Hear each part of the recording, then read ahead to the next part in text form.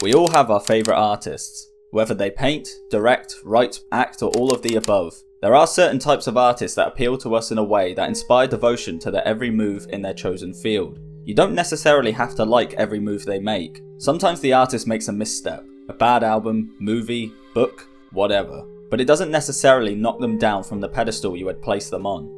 However, sometimes an artist's misstep can amount to much greater consequences than a bad review. Sometimes the misstep is off a cliff. In recent times, the exposing of degenerate acts by prominent figures has become a frequent occurrence. I can think of many high-profile celebs within the last year that have been shown to harbour more sinister desires than their overly friendly face and demeanour would lead you to believe. Artists are no different. I'm sure the majority watching has discovered something undesirable about their favourite painter, director, writer, actor or musician at some point. But that is when you are led to the age-old question that must be pondered in such a scenario as this. Do you or do you not separate the art from the artist? I would have to assume that separating the art from the artist is the more common approach. But sometimes an artist's views and or actions, for good or ill, are so entwined within their work that separating their paintings, movies, books or albums from themselves is impossible. And nowhere is separating the art from the artist as impossible to do as it is with the Marquis de Sade, and particularly in its infamously disturbing tale, The 120 Days of Sodom. The 120 Days of Sodom is, even in today's standards, a hard read. But this is not because of any intellectual grandiosity or any lack of entertainment. It is purely down to the fact that the content included within the tale is so brutal that reading it will make you feel like you're on some watch list. And who better to write such a disturbing tale than a man who spent 32 of his 74 years behind the bars of jails and mental asylums, narrowly avoided the guillotine multiple times, was burnt in effigy, and who was the inspiration behind the term sadism. That was the Marquis de Sade, a man who was reviled for his actions and his art. Thus, the tale of the 120 Days of Sodom cannot be told without the tale of Sade. To preface this story, I could hit you with words like disturbing, sinister, unsettling, frightening, sadistic, etc. to get a general overview of what's to come from both the tale and his life. However, sometimes it is easier to let the artist speak for himself, as whilst this quote from Sade may have originally been intended for 120 days, it also neatly sums up the man's life, as he described 120 days as the most impure tale ever written since the world began. Donatien Alphonse François de Sade was born on the 2nd of June 1740 in Paris, France. Born into an aristocratic family related to the royal house of Condé, Sade was given an immediate leg up in life due to his family's wealth and connections.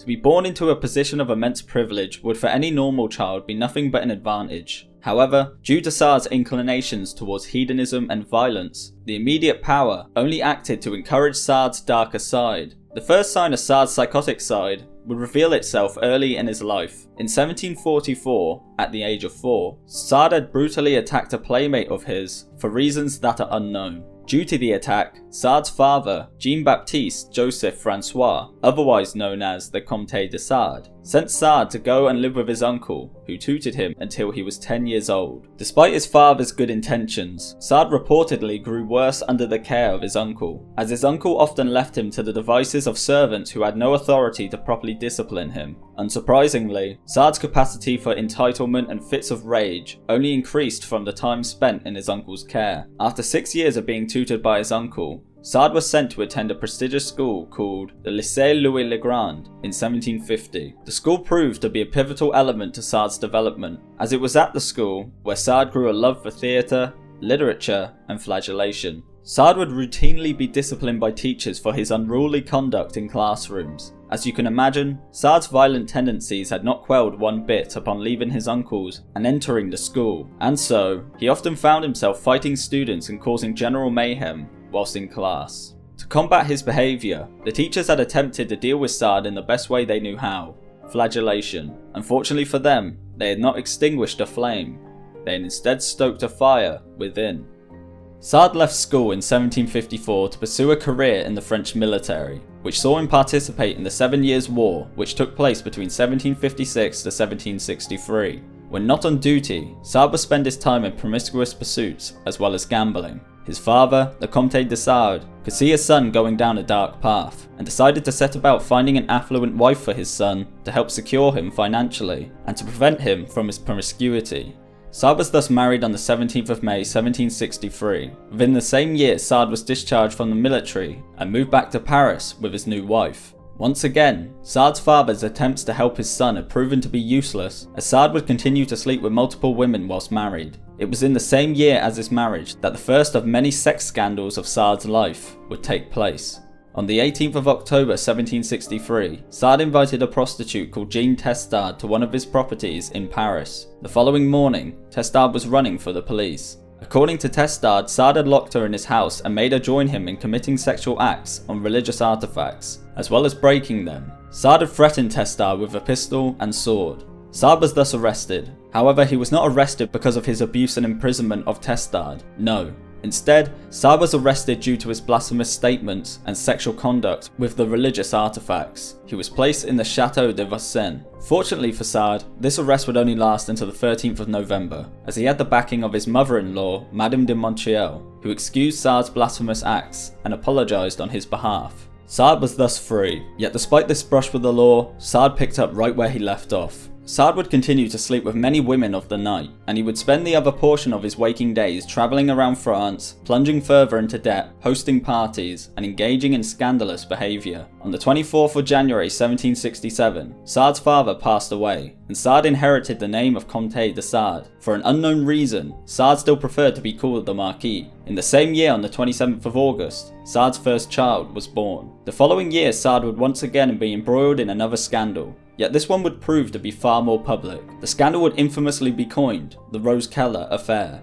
On the 3rd of April 1768, on Easter Sunday, Sade hired a beggar on the streets of Paris to clean one of his properties. The beggar was Rose Keller, a widow to a baker and herself a cotton spinner. Due to a lack of funds, Keller had resorted to begging on the street, and some allege prostitution. Knowing Sade's less than innocent history concerning the bringing back of women to his properties, it will come as no surprise to the viewer to hear that Sade's intentions with Keller far exceeded the cleaning of his house. According to Keller's police statement, Sade had assaulted her, abused her, and locked her up. Fortunately, Keller had managed to escape Sade's house. She relayed her experience to not just the authorities, but the locals as well. Sade was once again arrested and was placed in prison for 6 weeks. Once again, Sade's mother-in-law helped him get out. Due to public backlash, Sade was forced to leave Paris upon being released. The Rose Keller affair would become the first of many public scandals, as the story was printed in newspapers all over Europe. Sade would thus be given a taste of the image that would only be further reinforced for years to come. The following year, 1769, saw the birth of Sade's second son. Fatherhood did not come before Sade's desires, however, as he found himself involved in yet another public scandal 3 years later in 1772. This one would be known as the Marseille Affair. On the 27th of June 1772, Sade and his trusty valet Latour travelled to the city of Marseille on business. Ever the pleasure seeker is our protagonist. Once the day's deals were done, Sade ordered Latour to round up 4 prostitutes, as an orgy is commonly the best way to get the feel for a new city. And so, Latour did just that, and he found 4 women ranging between the ages of 18 to 23. That night, the 6 of them engaged in a matless game of Twister that included flagellation, blasphemous acts on religious artifacts, and sodomy, both heterosexual and homosexual. Sade and Latour had also given the women homemade sweets that were made from a popular aphrodisiac at the time called Spanish fly. The sweets had thus been issued to add a little more pep in the step of all involved, but unfortunately, it mostly acted to make 2 of the women gravely ill.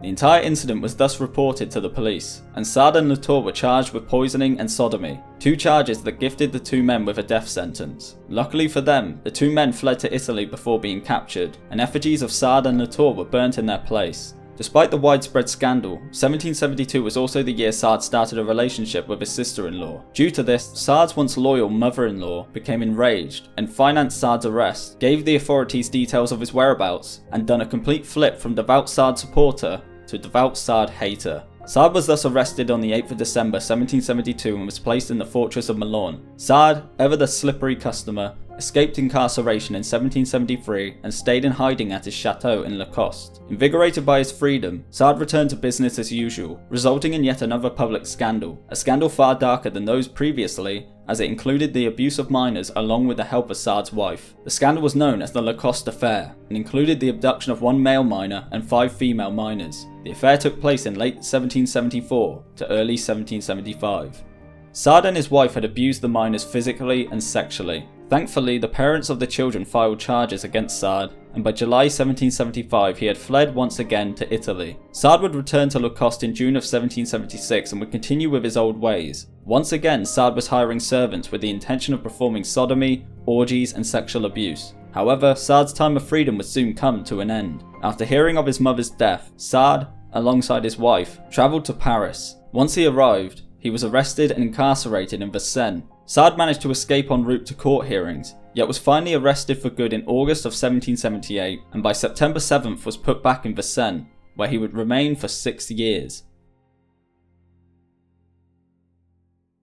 It is worth noting at this point in this perverted tale that Sa'd considered himself to be a literary man. Often in the tale of Sa'd, we are told about his extensive writing whilst incarcerated. Whilst that is true and is ground I will be covering shortly, it is also worth noting that between scandals, Sa'd wrote copious amounts of letters, short stories, and travel novels which would be published years after his death. But regardless of this, it seemed like an extended stint in prison forced Sa'd to pump all of the energy that would otherwise be used in orgies into his writing. Sa'd thus began writing as soon as he was in jail, and by July 1782 had completed dialogue between a priest and a dying man. He had written the book out in a notebook and kept it hidden in his cell. Sa'd would then begin planning his next big novel. In late February 1784, Sa'd was transferred from Vincennes to the Bastille. It was here where Sa'd would begin writing the manuscript for the tale he had been ruminating on for 2 years. Sa'd would feverishly pen the tale on a 12-metre long scroll. He began on the 22nd of October 1785 and wrote over 1,500 words within the next 37 days. When not writing, the scroll would lay tightly rolled and squeezed into a crevice in the wall of his cell, through fear of having it confiscated. Sa'd would continue working on perverse novels in his cell holed up in the Bastille until July 3rd, 1789, when he was woken up in the middle of the night and dragged from his cell, leaving his writing, and most importantly his scroll, behind. The day prior, Sa'd had been shouting out his window at a crowd below and saying that guards were killing inmates. Sa'd's actions incited a riot, and for that he was sent to a mental asylum in Charenton. Whilst in the asylum, Sa'd sent letters to his wife begging her to retrieve his writing and the scroll. Unfortunately, by the time Sa'd's wife arrived at the Bastille, it had gone up in flames, as the French Revolution had begun days before. Sa'd was distraught at the news, and was said to have wept tears of blood. His masterpiece had been read by nobody but himself, and was now gone. The 12-metre scroll had perished. Sa'd would live the rest of his life with the belief that his best work had gone down with the Bastille.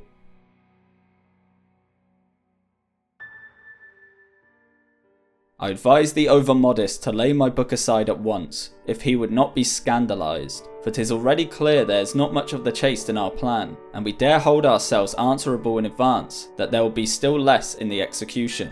And now, friend reader, you must prepare your heart, and your mind for the most impure tale that has ever been told since our world began, a book the likes of which are met with neither amongst the ancients, nor amongst us moderns.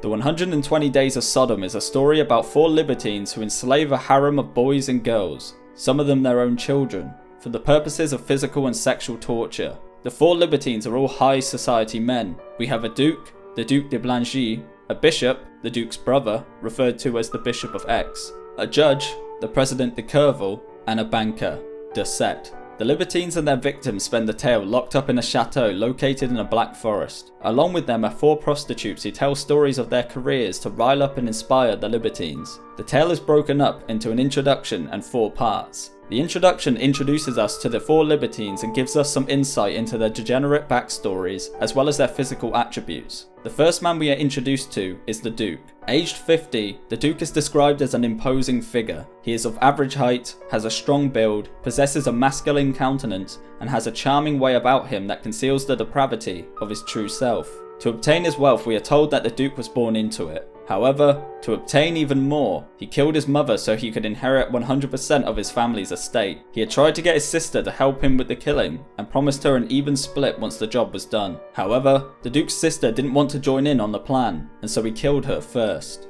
Despite the Duke's capability for violence, Saad describes him as a coward who will only pick on people below him physically, financially, and socially. When challenged on an even playing field, the Duke always buckles. The next character we are introduced to is the Bishop. The Bishop is 5 years younger than the Duke and is presented as an inferior version of him. The Bishop has a delicate visage, is shorter, less intimidating, and sickly. The only element in which he rivals his older brother is his capacity for sexual violence. The Bishop made his money by stealing the inheritance he was entrusted to pass on to the 2 young children of a dying friend. After the brothers, we are then introduced to the Judge. Age 59, the Judge is described as a lanky man with sharp features. Saad's most notable character trait for the Judge is his disliking of hygienic practices. Therefore, the Judge produces a great smell from his arse, an area of his body he prefers uncleaned. I'll go no further, as I'd like to keep some ads on this video. The Judge's backstory includes the violating and killing of a young girl and mother, the father/husband of which he had recently sentenced to death by guillotine. Whilst the death sentence was playing out, the Judge forced the 2 women to watch. And lastly, we have the Banker. Aged 53, the Banker is a small and fat man who regularly sleeps with the Duke. From the outset, he possesses an upbeat and chirpy demeanour, but like the others, harbours a much more sinister side. Like the Duke, the Banker murdered his family to obtain his inheritance. Following these descriptions, the 4 prostitutes who were going to join in on the 120 days are described. After the introduction, we are given the meat and potatoes of the story. Broken up into 4 parts, the 120 days takes place from November to February. The plan for Saad was to detail every day throughout the 4 months. However, due to unknown reasons, likely a lack of space on the scroll, Saad only managed to fully flesh out part 1, which is titled Simple Passions. Saad presents this section as a journal, and he describes the day-by-day debauchery with a matter-of-fact detachment that adds to the horror of the content being described. Despite the undeniable degeneracy of what is being relayed, the first part is the tamest, as the brutality of the sexual violence only increases throughout the months. In part 1, the 4 libertines and their victims sit in 4 separate alcoves and are told a tale by the prostitute Madame Duclos. Over the 30 days, the story slowly evolves, and the sexual/violent acts inflicted on the victims become more extreme.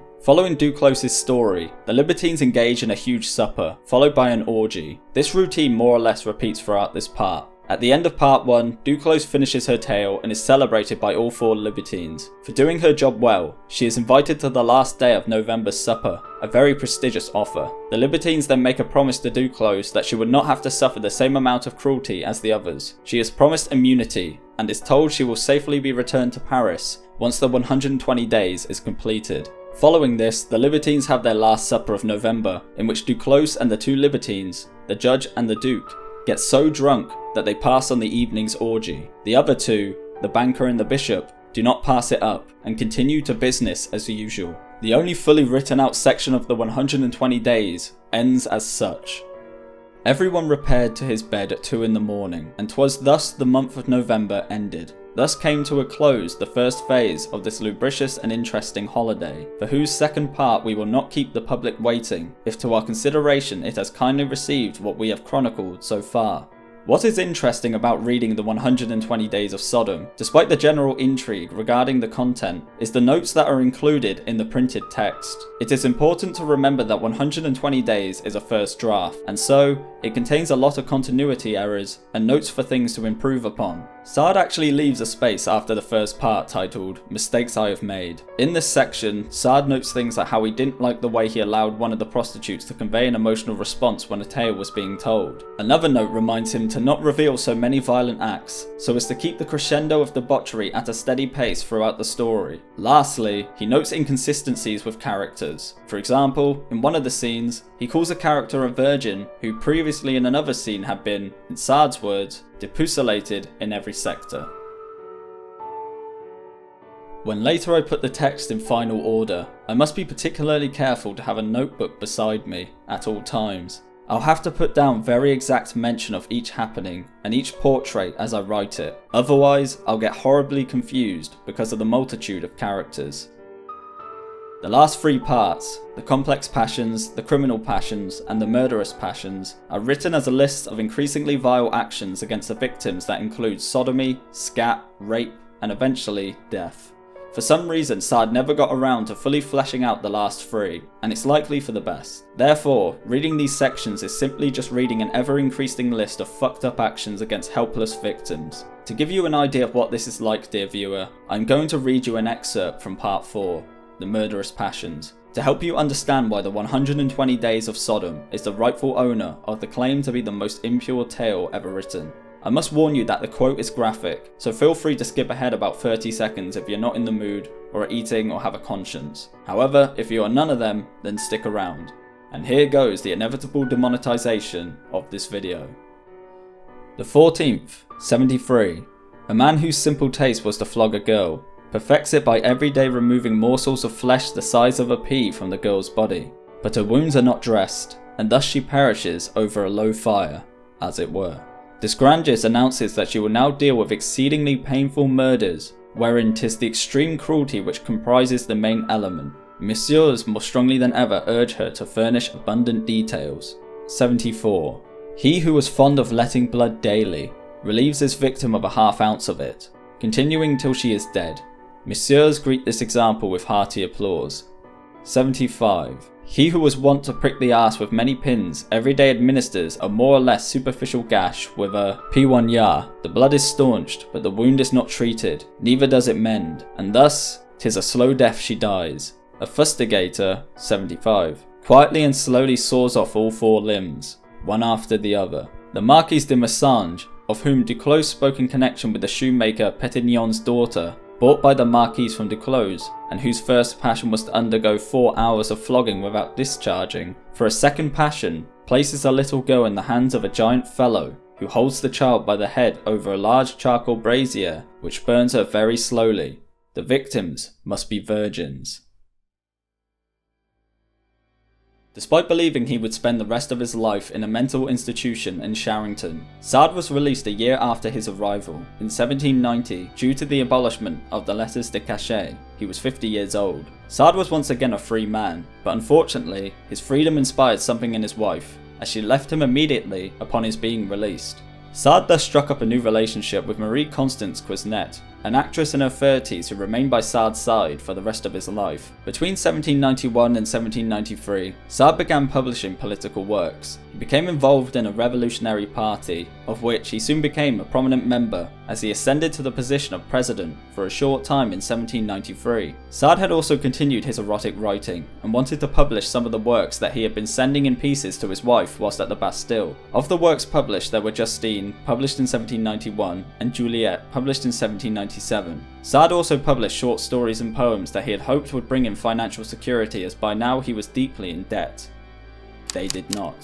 The works published during this time were very controversial though, leading to Sa'd's publisher's office being raided by French authorities, and many manuscripts were destroyed. Sa'd was then arrested on orders from Napoleon. Sa'd was kept at St. Pelagie until 1803 when he was relocated to Bicêtre. He was moved due to him sleeping with caretakers.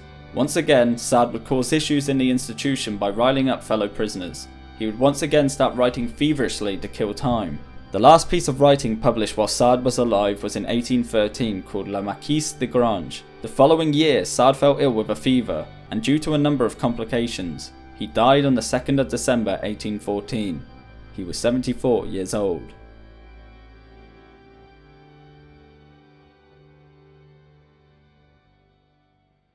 As I mentioned before, Sa'd had died with the belief that his greatest work, his masterpiece, The 120 Days of Sodom, had perished in the flames that engulfed the Bastille in early July of 1789. Unbeknownst to Sa'd, when his wife had returned to the Bastille to find it reduced to rubble, the scroll had not gone down with the prism, but instead had already been taken by a young man called Arnaud de Saint-Maximin, days before the Bastille's collapse. The motivations behind his taking of the scroll, or how he knew of the scroll's existence, will remain unknown forever. However, the important thing is, the scroll was saved, and Saint-Maximin wasted no time in selling it to an aristocrat by the name of the Marquis de Villeneuve-Trans, whose family held onto the scroll for over 100 years. Within the 100 years of the scroll having been kept, Sa'd's other writings slowly began to pick up a small fan base. The scroll, during the 1800s, was still unknown. However, other published works of Sa'd caught the attention of a German psychiatrist by the name of Richard von Krafft-Ebing. Krafft-Ebing would be best known for his book on sexual pathologies called Psychopathia Sexualis, published in 1886. In the book, Krafft-Ebing makes mention of Sa'd, whom he was fascinated by, and even defines the term attributed to Sa'd's own name and nature: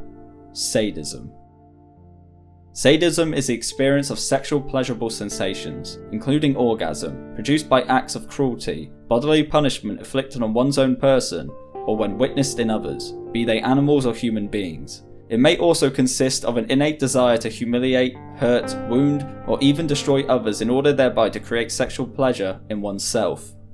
Psychopathia Sexualis was undoubtedly a large influence on the understanding of what at the time were unusual sexual pathologies, often kept under wraps. It is likely that it was this book that introduced Sa'd to a German dermatologist and sexologist called Erwin Bloch. Bloch was a researcher on sexual disease during the time and was well tuned in to the vibrant homosexual nightlife blossoming in the late 1800s in Germany. Due to his profession, Bloch was exposed to the devastating effects of sexual diseases on a regular basis and attributed their spread to a decline in humanity. He was also a non-believer in the idea of people having innate sexual desires and believed homosexuals to be how they are due to exterior influences like substance abuse, performing arts, or masturbation. It was when Bloch discovered Sa'd that he began to rewire his way of thinking, as Sa'd's outwardly homosexual writings, along with a series of other turning points in Bloch's life, led him to conclude that homosexuality was indeed not influenced by negative exterior elements. His change in his thinking had begun with numerous other Sa'd works, but it was completely 180'd when he got hold of the scroll in the year 1900. The exact details of how Bloch acquired the scroll are unknown. However, according to Joel Warner's book, The Curse of the Marquis de Sade, Bloch was likely told of the scroll's existence by an erotica collector, Piscinus Fraxi. Bloch had been corresponding with Fraxi for years and had done so right up until Fraxi's death in the year 1900. It is believed that Fraxi was aware of the scroll and inspired Bloch to search for it. Thus, Bloch set about tracking down the scroll, which likely, according to Warner, would have been brought from either a family member or family representative of the Marquis de Villeneuve-Trans. Thus, Bloch would go on to publish the 120 Days of Sodom in 1904. It had remained unpublished for 119 years.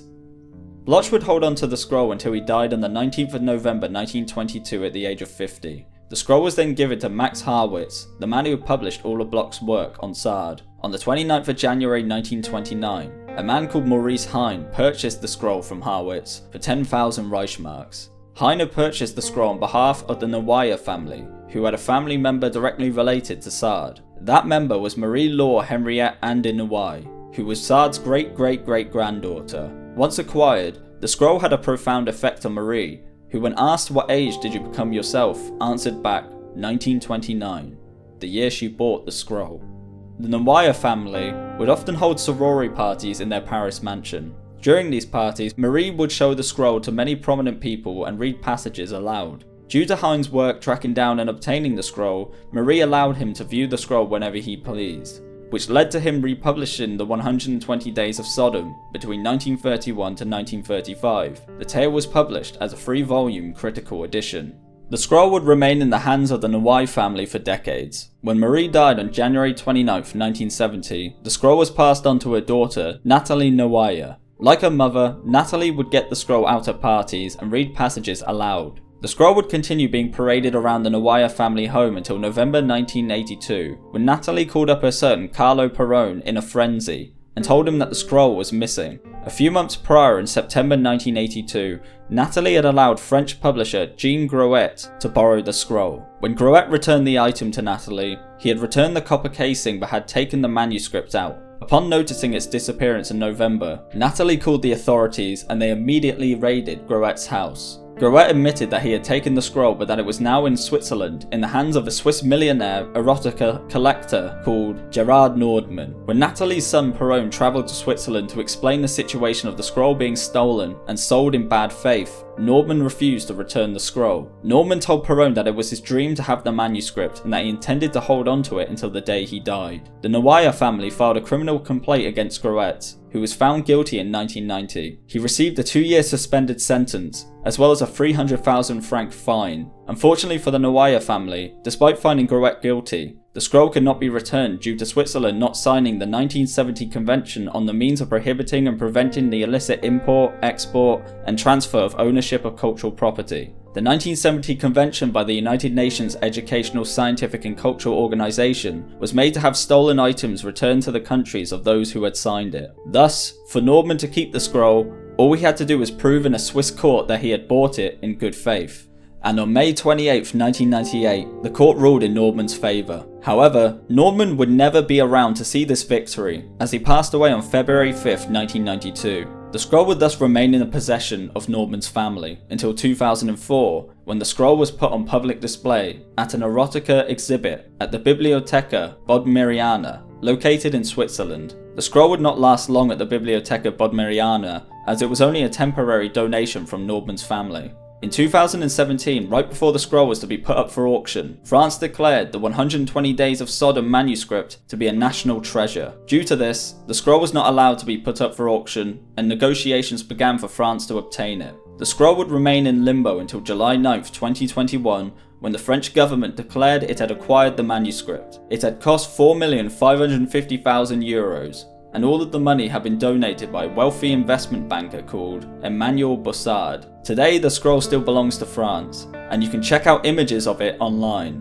You can see the tiny handwriting that Sade had feverishly penned under candlelight for those 37 days of creativity. You can see the perfectly aligned words, the mastery of the glued pieces of paper, and the effort that went into the work that he believed had forever perished in the flames that engulfed the Bastille. Little did he know, the scroll had lived an impure life of its own.